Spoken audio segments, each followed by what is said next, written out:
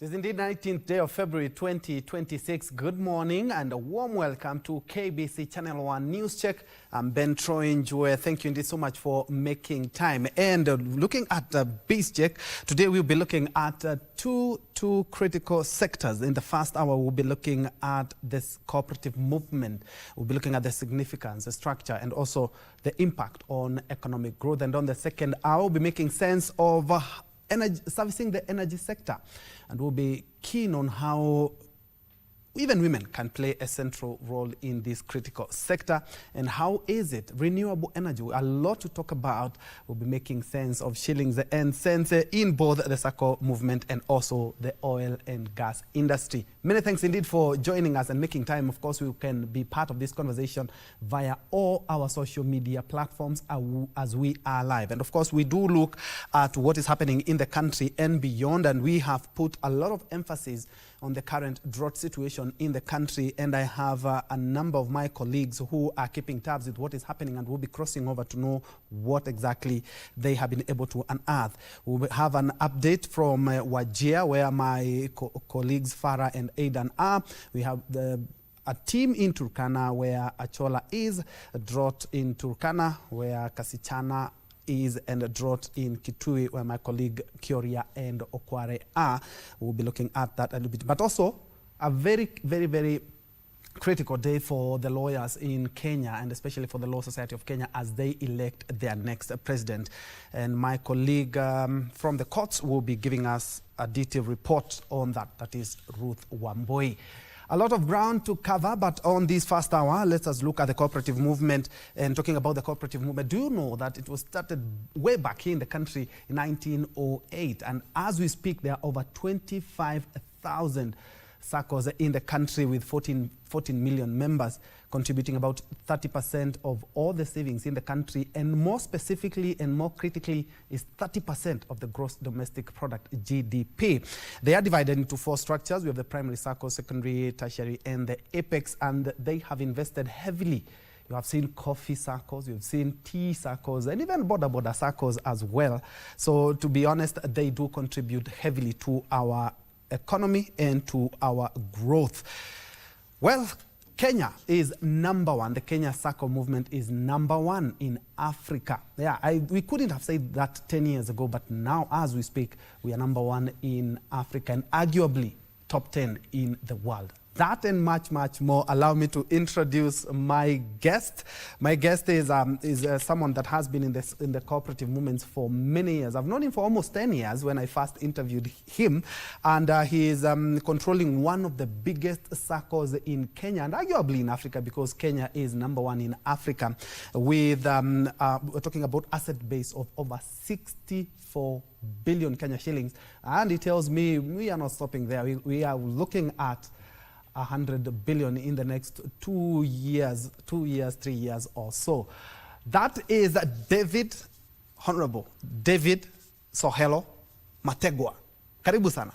Thank you, Troy, for this opportunity. Yeah, and it's also good to also notice that you are also conferred with the OGW by the head of state. Karibu sana, yes. Karibu sana, Bwana Chairman. Asante, thank you. It's been a while now. Thank you. I'm just seeing you with very big people from all over the world. No. And I know, indeed, you must be doing a good job. But first things first, how is the SACCO movement in your own crystal ball? How do you view the SACCO movement in the Kenya, bearing in mind that you are at the helm of one of the biggest SACCO societies in Kenya, that is the National Police SACCO? Thank you, Troy, for this opportunity. It's a rare opportunity to get an opportunity to talk to the nation about the sector, the cooperative and the SACCO movement. I want to tell you the way the cooperative movement, especially the SACCO sector, that is doing, I think we have a bright future as we are seeing the regulations and a lot of transformation going on in the sector. And we are seeing the performance. The performance is very, very good. And we have seen the regulator also being strict in terms of how the sector is governed, and also the cabinet secretary's office, the commissioner's office. They have tightened the rules and regulation, and we have also the cabinet secretary sanctioned cooperative experts to look at how our act, the Cooperative Act, the SACCO Act, whether it is still relevant regulating the modern SACCO movement. Because I can tell you for the last 10 years we have seen tremendous growth in terms of assets, in terms of loan portfolio, in terms of people saving the deposits. We have seen it moving very fast. And I can say the SACCO way is the only business model that we trust. And also members trust that. Yes. And for the purpose of our viewers, I've just mentioned that the cooperative movement is one of the backbones of the Kenyan economy. Yes. How true is this? And talking about 30% of the gross domestic product, this is a third of the Kenya's economy. How do SACCOs contribute to this? I want to tell you, first I want to correct you. You said police SACCO, the total asset is 64. No, it's 66. Oh, 66, not 66.4. 66.4 yes, billion. Yes, because I know I'm having our annual delegates meeting tomorrow, where we'll be having a meeting with the decision makers, the honorable delegates, who will be attending, and the chief guest will be the cabinet secretary. So that's the time we are releasing that report and giving out the dividend payout. Immediately we just finish the meeting, we'll release 4.1 billion. 4.1 billion yes. into the economy? Yes, in the economy. We're talking about National Police SACCO alone? That is National Police SACCO alone. We'll be releasing 4.1. But you see, we are releasing 4.1, but our revenue was 10.7 billion. That's our revenue. That's a lot of money. Yeah, I heard you say you like figures. So yes. The loan book is 55.3 billion. The loan book. Our members have taken the loans. So when you see development going on, our members are buying properties, their members are constructing modern houses. Don't be surprised. They have saved their money, they have taken their money from the SACCO. And they have saved also almost 37.4 billion. That is the deposit that they have brought to the SACCO. But you can see that they have borrowed more. Yeah. You know, we published our audited accounts, and I saw the conversation on social media. People were looking at it. Some were not believing how those accounts look like. They were even touting. Someone was saying, how comes they earn less and they can do whatever the figures we are saying. No, it is not about the money you earn. It is the discipline, the financial discipline that you have, that the little you get, you save. In Police SACCO, you know, we are picking on your contribution on a percentage. So once you have an increment on your salary, then the percentage moves automatic. So it's 12%, the minimum, 12%. But the members have seen the need. They are above 12%. They are contributing more than 12% because of the capital they are building, and they are able to invest the money. Yeah. And it's a good thing that you've mentioned that indeed they are really contributing each and every year. We're just scaling up when it comes to our SACCO movement. And despite that, there have been a number of challenges in the SACCO movement. But before we look at the challenges, I would like to know, why do some SACCOs grow into multi-billion shillings institutions while others have collapsed, as you have seen in Kenya in the last couple of years? And why I'm directing this question to you is that you joined the National Police SACCO in 2013 when you had assets of around 8 billion. And we are talking about only 12, 13 years. You've been able to scale that from 8 billion to 66.4 billion. How exactly have you been able to do this? And what are some of the minefields that you've been able to navigate through? So the first question, I want to handle your first question where you are saying some are seen growing and others are seen they are going down. I think the only thing I can say is about governance. Governance is the big issue. So we need to make sure that we have good corporate governance in terms of managing members' money. Also, the kind of the leaders that are brought in place, you look at the managers, you look at what is the intention. Why will you want to be a leader? Will you be a leader to serve people, or you want to be a leader to serve yourself? So that makes a big difference. So for us, you have said, I became the chair in 2013 of the SACCO. Yeah, you are right that it was 80 billion. And now it is 66.4 billion. But our strategic plan of 2025 to 2029, we are projecting that by end of 2029, the close of the strategic plan, the SACCO will be more than 100 billion total assets. You're talking about in the next 3 years? Yes, yes. And I'm certain that this is going to happen. I'm saying more than 100 billion. It will be more than. So if I say more, it will be maybe 100.5 or 100, you know, it will be more than that. Because if you look at the trend of the growth, 2024 accounts, we were at 59.8 billion. Now, the close of last year, December, we are talking of 66.4 billion. With only the membership of 76,280 members. I have not added those members that the ones that have been recruited in the Kenya National Police Service. The recruitment that happened, those who are in the college, we have not added them. So even when we were looking at the strategic plan, we had not even counted on those who will come on board.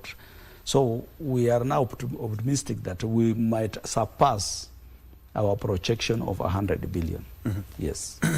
And I'm looking at SACCOs and how exposed SACCOs are to economic shocks. We do remember we had COVID-19 a couple of years back. We also have inflation as we speak. We also have some job losses, you know, and also policy changes in the SACCO movement. There have been some of the regulations. Political environment as well. How exposed are SACCOs? Yeah, well, you know, like in other financial institutions, SACCOs will also be exposed on that. But what makes the SACCOs survive such a turbulence times? Because I've seen with experience that every 3 years you realize there is a disruption, either economic meltdown. Or disruption like violence, political violence, politics violence, the Genesis, or the COVID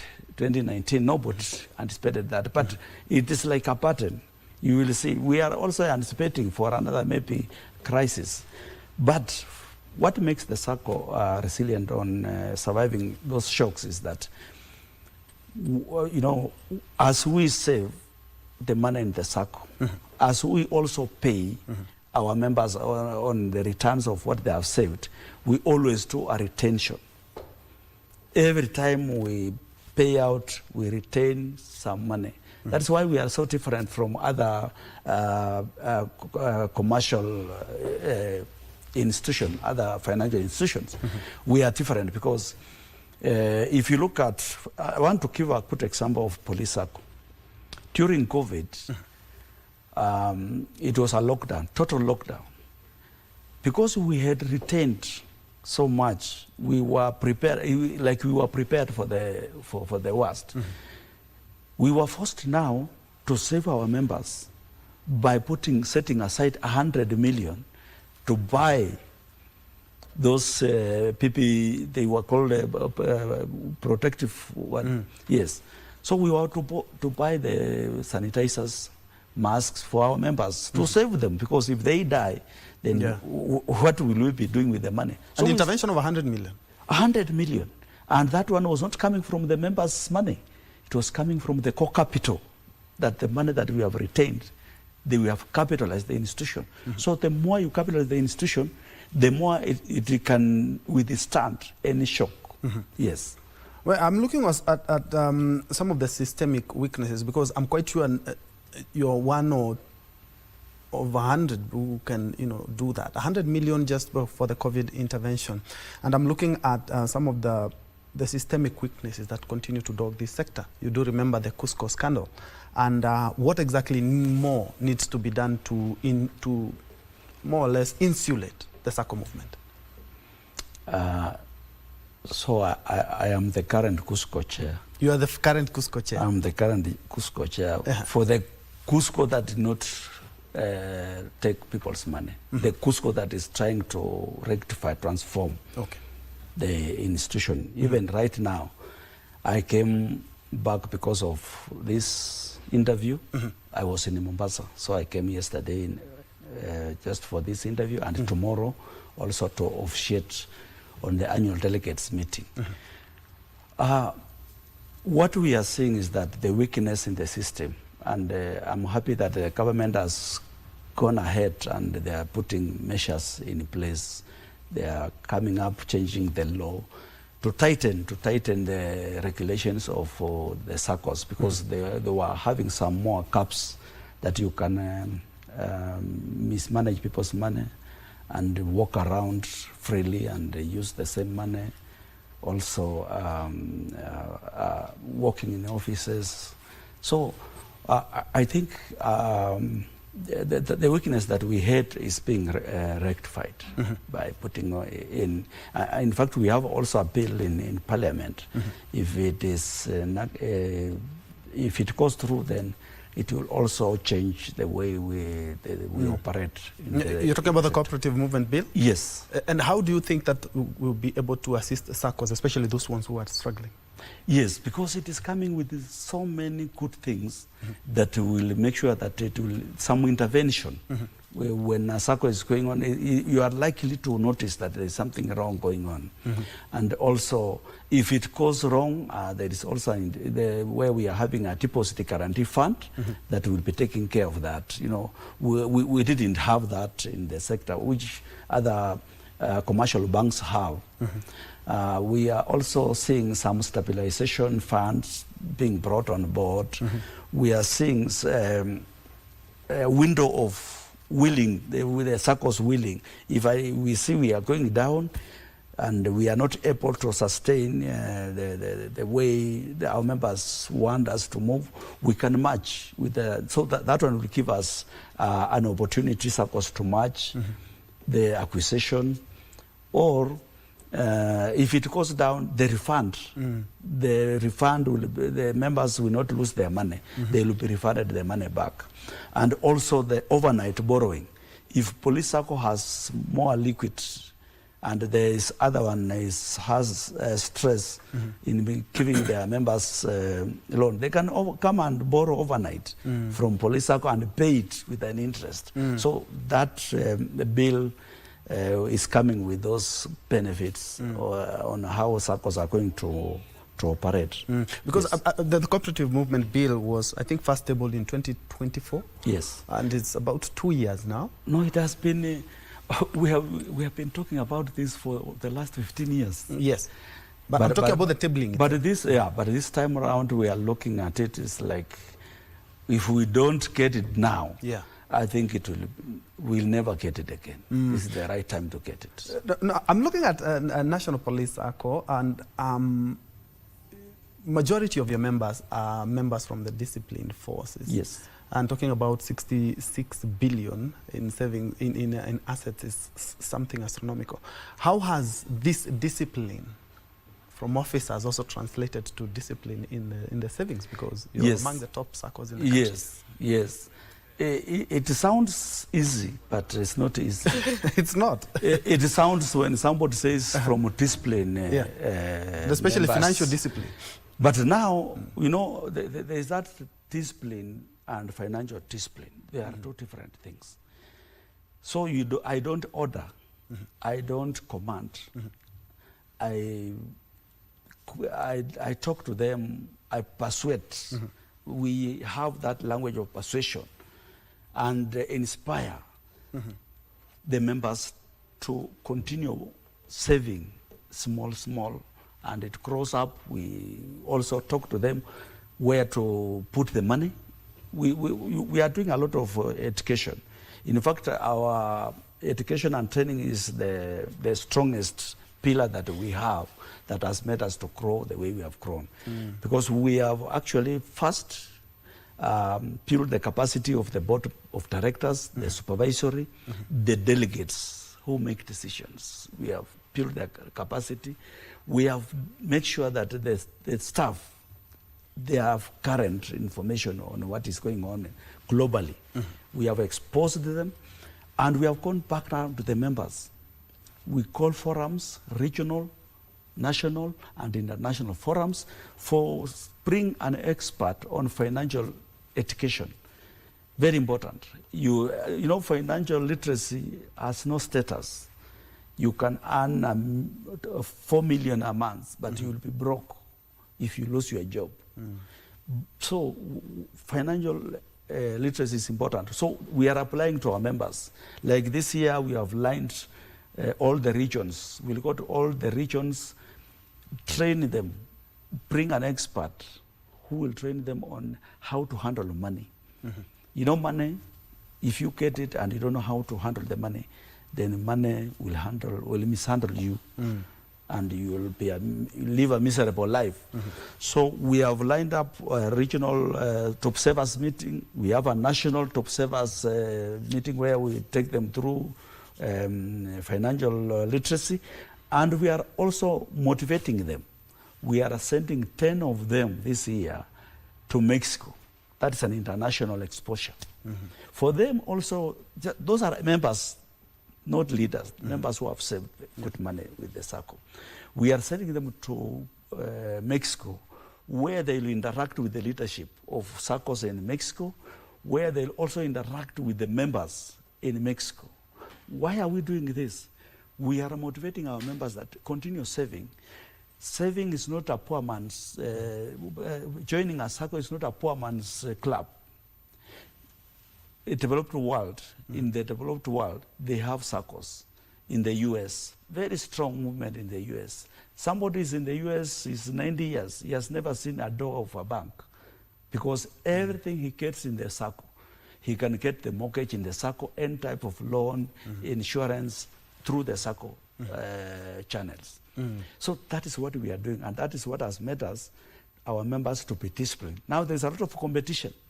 The members are calling that, no, my name is not on the list of those who are going to attend the forum. I say, it's not me. Don't call me. Look at what you have been saving. So I scale it. So they scale it. I'm saying this because I saw somebody was commenting that, where do these people get the money? That they have saved the way they have saved. No. The little the police have, they save. And they change. So we want to move the perception from the public. Because when the public sees a policeman having a nice bicycle, mountain bicycle, or nice vehicle, they think that is corruption. And they look at maybe traffic, they think that the 100 shillings that they want to give a policeman on the road has made the SACCO to be 6.4 billion. I don't agree with that. Because we are actually, they have to look at how they are saving.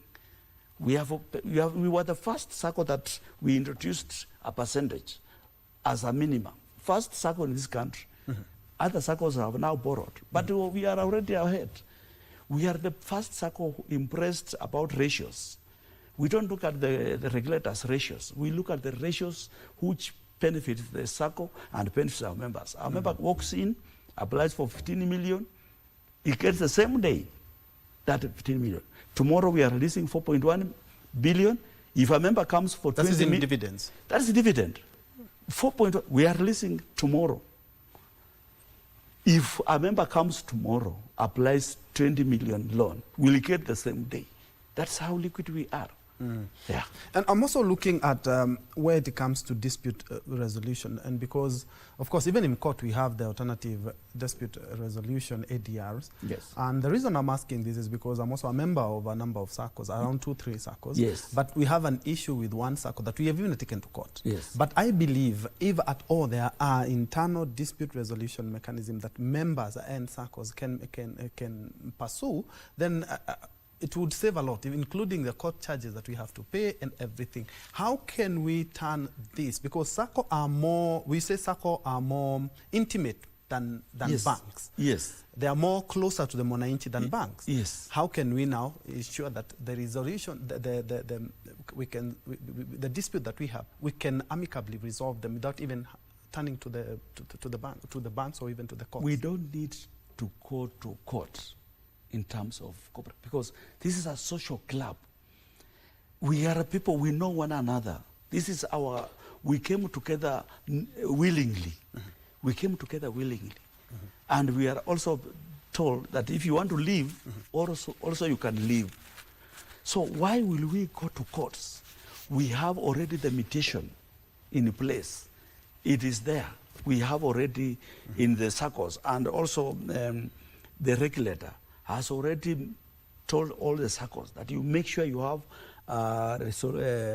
dispute resolution in your SACCO. So we don't need, because if you go to court, you are pursuing 100,000, you pay the lawyer, you'll waste a lot of time, and the court cases can take years in court. So what is the objective? Is the objective recovering the 100, or you feel like going to court is a prestige? I think people sitting down and agreeing is the most important resolution that we need to impress. Yes. And I'm also looking at some of the SACCOs that have been put under receivership. Yes. And this is something that we are talking about, a social club. Yes. Where you know exactly the SACCO is telling you how much money we are putting into this project, how much are you getting in terms of dividends. So I'm looking at lessons that have been borrowed from SACCOs going under receivership, so that we may not have the same issues in future as well. So I think if there is a way that you can avoid that, what you have said, liquidation. If an institution can avoid that thing called liquidation, the members, it will save them a lot. Because when it comes to liquidation, imagine all of you have lost. All of you have lost. You will leave asking the liquidator, and the liquidator has the right to sell properties at first price, which is not the value of whatever property you are selling. So if you went to court so that you make that institution go under liquidation, you are going to lose. So the advice is you avoid that going to liquidation. See how you can revive the organization. Because if you revive, if it is breathing, it will be able to speak to you and listen to you and pay you. It will not matter how many years, but at least it will be paying you something. Yes. And I want to ask about digitization. Before I do, allow me to ask this. Digital lenders and mobile apps have dug into your market and also the bank's market. Yes. And I'm looking at where SACCOs are right now. Yes. How can we be able to coexist so that none of them becomes obsolete? Digital lenders, MAP, within 5 minutes I can borrow money from not a financial institution, but a mobile app. Yes. Yeah. You see, it has also forced us to up our games in terms of digitalization. It has made us to be saving a lot, to invest a lot in technology. So I think what can only happen is if all of us, we are regulated. We are regulated with the SASRA is a regulator. also the digital, those that are, if they are also regulated, I think we have no problem. Competition is healthy. Competition is healthy. People will choose where to get the money. Yes. And still on the digital transformation, which Yes. are some of these digital initiatives that your SACCO has taken as a National Police Deposit-Taking SACCO to ensure that you stay afloat, just like you said, there's space for everyone? Yes, you know, we have improved our system whereby our members can withdraw their money wherever they are. They can apply money wherever they are on the app as a loan, and they pay. Second, they can also register. You know, the young people, they are allergic to papers. They are not ready to fill a form. So we have the app. They can also register as members digitally, and they can receive the message, and they'll be told how to pay, to start paying in the SACCO. And that is what the young people are looking for. Because we are looking at also the SACCO membership. We are seeing the aging membership. So we need to attract the youth, the young people, and those who are also opening accounts for the young people. They should be coming with them to the SACCO. When they take their children to school, they should go to the SACCO and get the loan, and this kid should understand that this money came from the SACCO. So some of the members, they don't show their children that the money they are taking to school is coming from the SACCO. So that is how we want to continue increasing the membership and attracting the young people. Yeah. And I've seen banks, you know, diversify into financial products, including into shares, into brokerage. How can SACCOs diversify into new financial products to not only stay afloat in the digital space, but also to stay competitive? I think if you can do a research on the top 4 SACCOs, you will realize that they are playing in the league of those financial institutions, because they have introduced those products that were only in banks. Yeah, they were only in the banks, but now they are also in those SACCOs. And the reason why they will they can compete with other financial institutions is about the technology. They are able to procure a robust technology that will withstand the current times. Because if you look at what we did 2 years ago, if you continue doing the same thing, you'll be left behind in business. You need to make sure that you scale, you make sure you improve, you transform whatever product you have, you look at it, you continue coming up with more products to attract people. The market is becoming dynamic. You know, we're also trading in other things like Bitcoins. Yes. You're talking about something that we never used to do 15, 20 years ago. Yes. But now, from where you sit, as also not only as the chair of National Police SACCO, but also at KUSCO, Yes. which urgent reforms must the cooperative movements undertake now to ensure this industry not only regulated but stays afloat? Because we have seen, as I've mentioned earlier, we've seen some things that we wouldn't want to go there in terms of SACCO and finances. Where people are losing money, we don't want to go there. So which urgent reforms do you believe are required now in the SACCO movement in Kenya? I think, you know, if you hear something has happened to a SACCO, it rotates within the leadership of the SACCO. If you hear the SACCO is going down, it's just about the leadership, the board, the management. So, and this is what I've seen already, the government has taken measures already. We need to make sure that who is going to lead this organization? Who is Matekwa?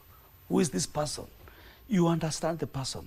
The person wants to be employed as a CEO. Where has this person been? What is the history? Has he also been a CEO of another financial institution? If yes, what happened to that institution? Yes, those vetting issues, I think they should be taken with the urgency for us to save the sector and also save the country, because as the SACCOs save, it makes the country grows economically, because we have money saved within.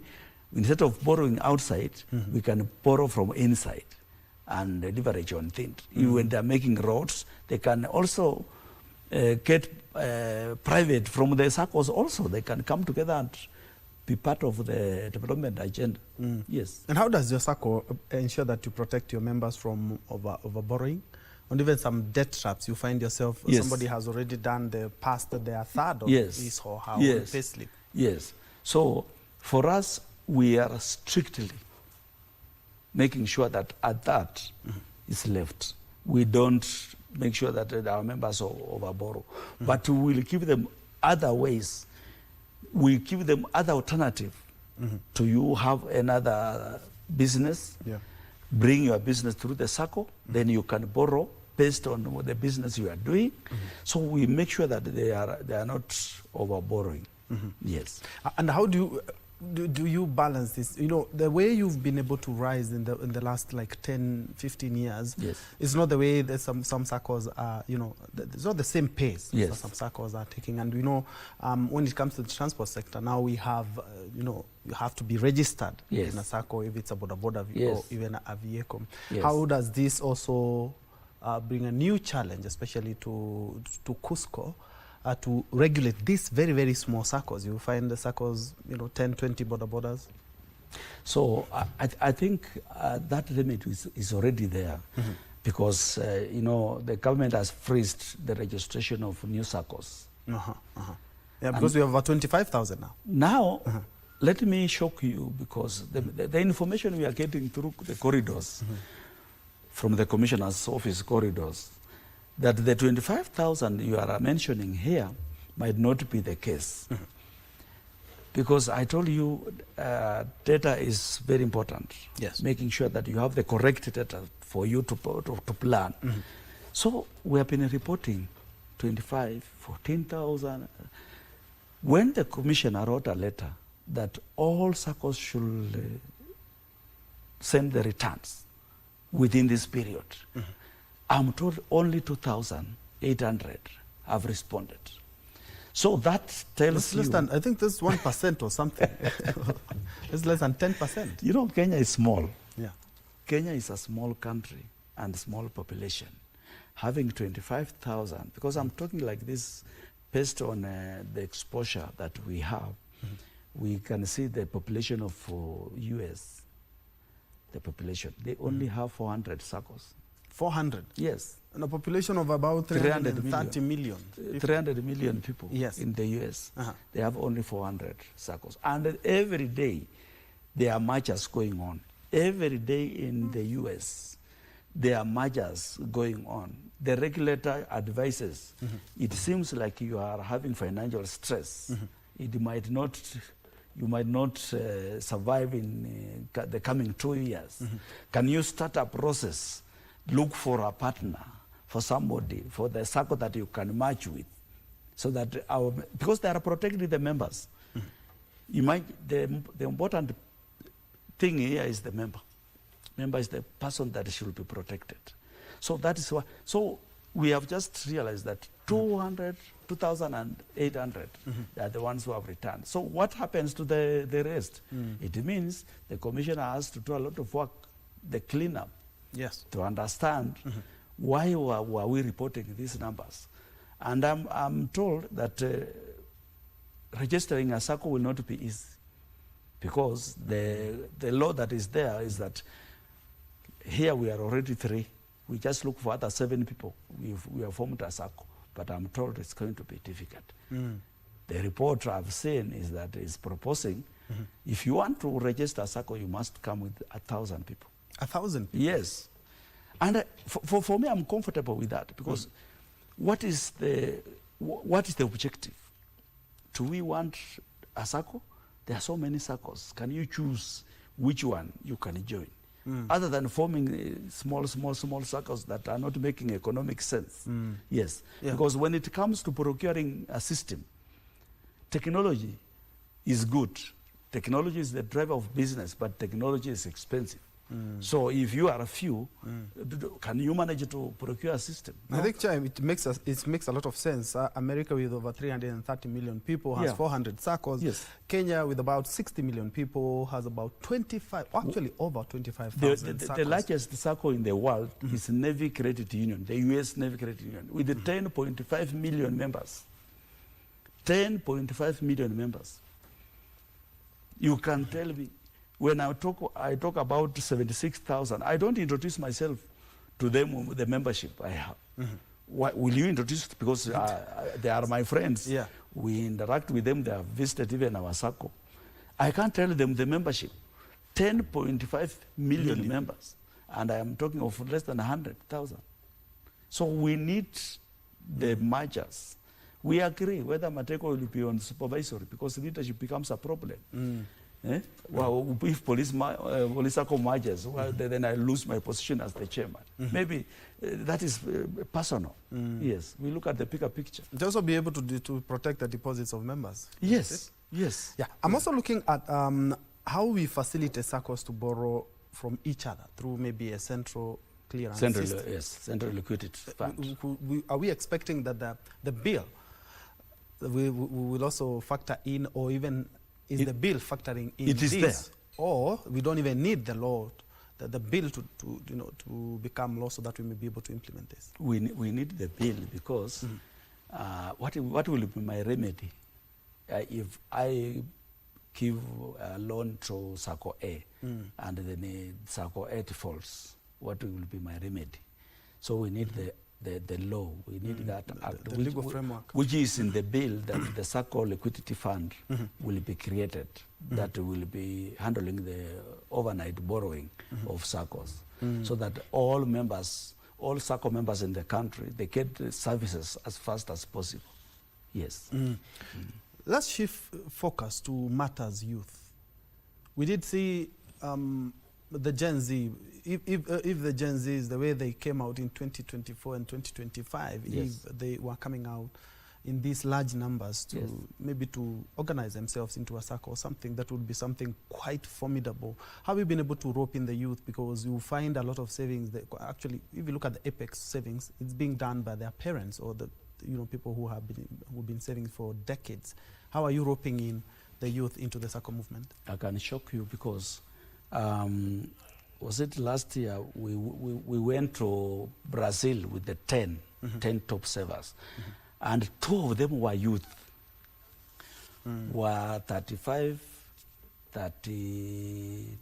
and 38 years old. So for us, like now, we have more than 10,000 recruited. Those are youth. Those are the youth that were on the streets. They have now been employed as police officers. We will go to where they are in the college before they finish the training. We will sit with them. We will talk to them. We will present to them.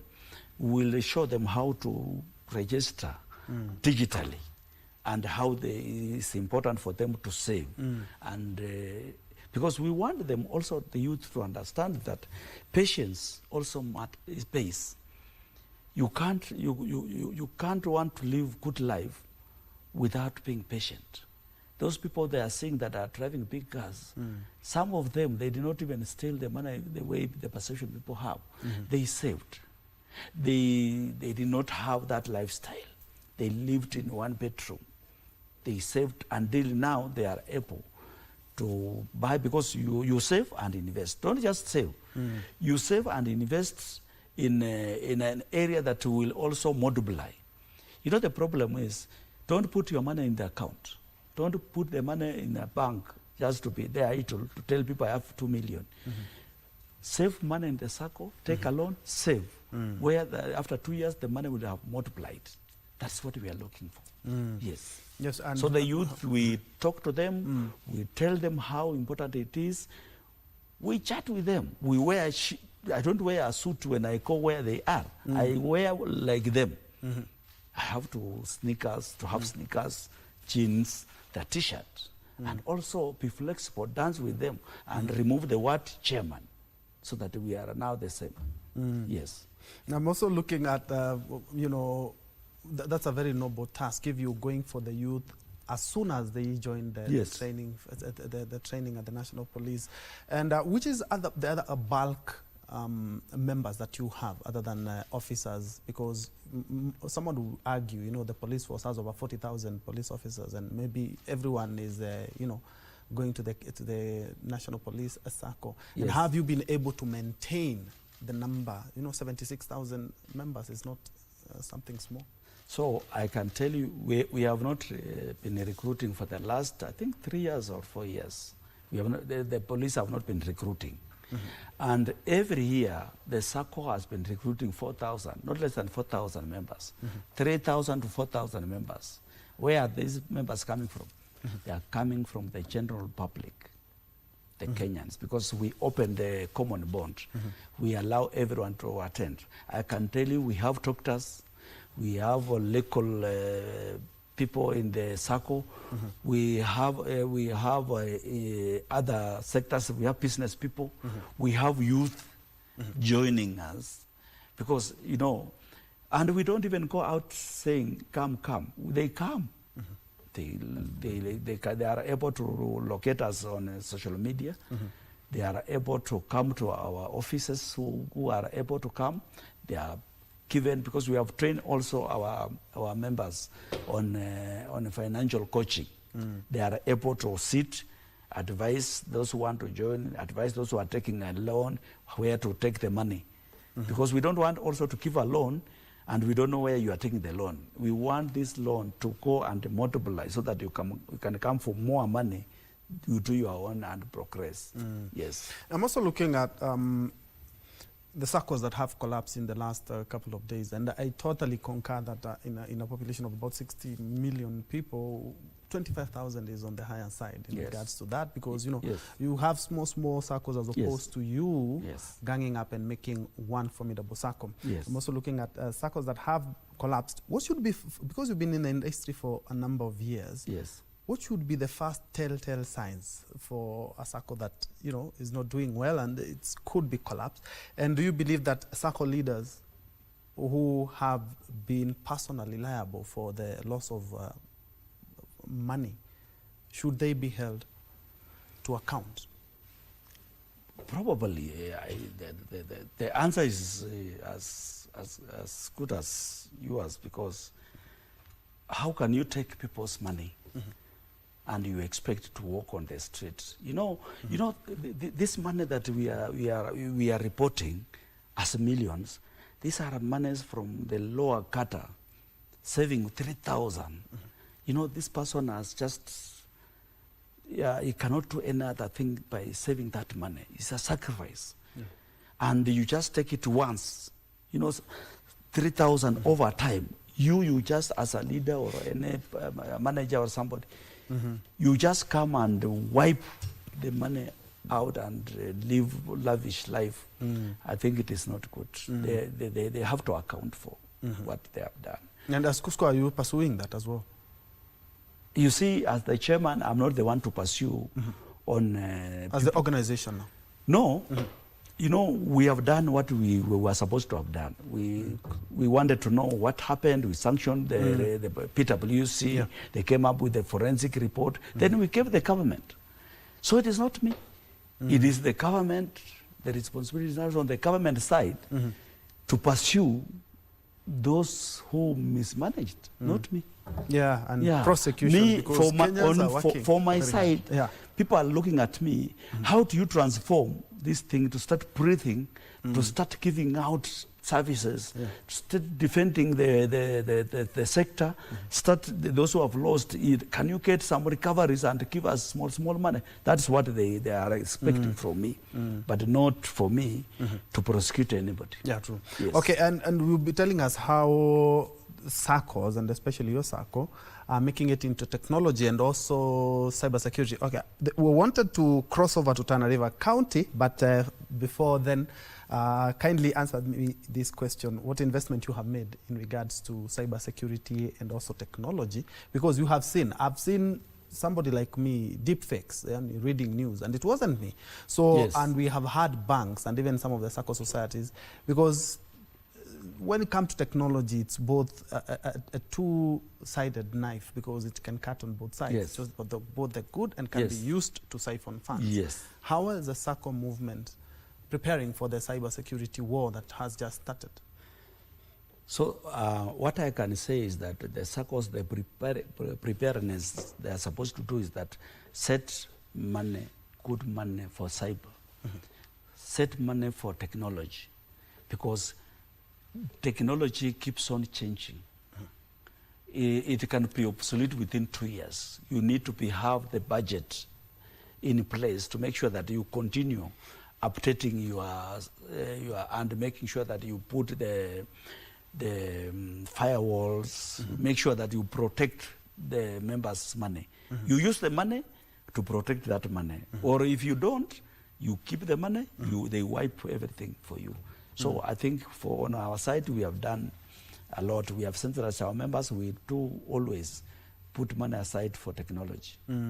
Keep on updating and new technology, the AI, putting AI in place just to help us to understand what is going on. Unless people will hack you and you are not aware, because you have no tools to realize that you don't have money. You'll be seeing the leakage. You don't have money, but you don't know where the money is going.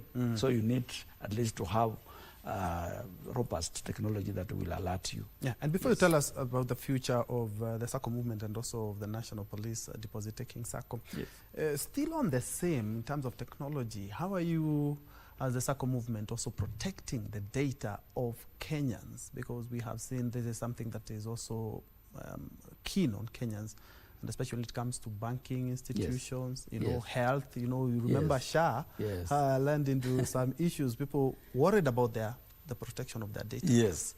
So for us, we know there is that data protection.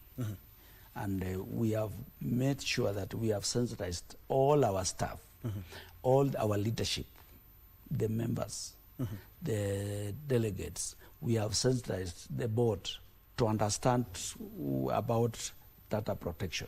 So for us, any data that we handle, we protect it. We know the consequence of not protecting the data. As we collect the data, we know how to keep it and to make it more secure. Away from the bad boys. And also there's something that I've noticed, because I told you we have a case with one of the SACCOs in court, and especially when it comes to the computation of the dividends. You know, some of the things that, you know, I think, just like you said, alternative dispute resolution methods are far much better than the legal process. And I'm looking at also the governance issues, but as we wrap up, I'm looking at now the national. A lot of people are watching this conversation because members of SACCOs, you know, members of the National Police SACCO, and also people who want to just pick 2 or 3 pearls of wisdom in regards to how to run a successful SACCO. How do you know, what are the leadership philosophy that guides National Police SACCO, and that you've been able to carry along from when you had 8 billion to now you're headed to 100 billion? I think in leadership, we come in leadership to serve and not to the other way around. You find yourself in leadership just to serve people. When you serve your people and you hear their problems have been sorted out, you feel good, because other than serving yourself and the SACCO suffering. So for us, I think we were focused on the member. Member-centered. Member-centered, you know, it's member-centric. That is where our focus is. That is why we will do everything possible to make sure that our members are able to take their children to school. Very important. We make sure that also we contribute to the community, like a CSR, where, like a good example, there is a school, girls' school in Kilkil, Utumishi Girls. We have done a massive project there, 9 classrooms, just to make sure that culture is in school. Even the boys, we have also done very well. We have done them protection, like the boss can sneak in phones, drugs. We have done a security kit for them, and we always motivate them by buying them computers, laptops for those who have performed well to motivate the others.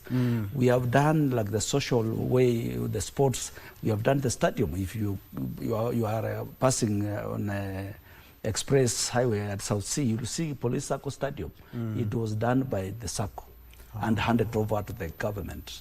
This is being used by the community. We are doing we have done a modern gym in Kenya Police College. It's a campus, a main campus in Kiganjo. We have done a modern gym for them. Since it was inception, it had not had any gym. We are now doing saluting dias at a big campus that is Jeshi Training School. We have done we are opening it soon. It is already finished. We are just waiting for the day to open it. Yes. So those are the contribution. If you see it, you will see. If you see that that dais, you will see the Singapore way of the Singapore gym is there. The Singapore gym is in Kiganjo. The Singapore dais is in Jeshi Training School. Yeah. The stadium is there. A very nice ground, recommended by FIFA. Okay. That, yes. I see you're taking the Singapore dream to a whole new level. No, for us, we are already on that journey of Singapore. Okay. The best practice. Yes. We want to make sure, and you'll see it. Okay. Yes. And now, as we wrap up, I just give you 1 minute still for your closing statement, and also, you know, you have the ADM tomorrow, so you can speak to your members now. Yes, I want to thank my honorable members of the Kenya National Police SACCO, and thank them for the support that they normally give the SACCO and their contribution, their economic participation to the SACCO. Tomorrow will be the day, and I want to assure you that 4.1 billion will be released according to how you have been saving yourself, not the percentage that you are looking for. We are paying 11% on deposit and 17% on share capital. So it is you to increase your savings, not the SACCO to increase the percentage. You will remain at that. So use the money that you are going to get as dividend wisely. It is money that you should reinvest, and also which will help you during your sunset days. Thank you, and God bless you. Thank you. And I want also to appeal to the entire public that this SACCO is open to you. Join it. We have a branch in Eldoret, branch in Meru, branch in Nyeri, branch in Mombasa, branch in Kisumu.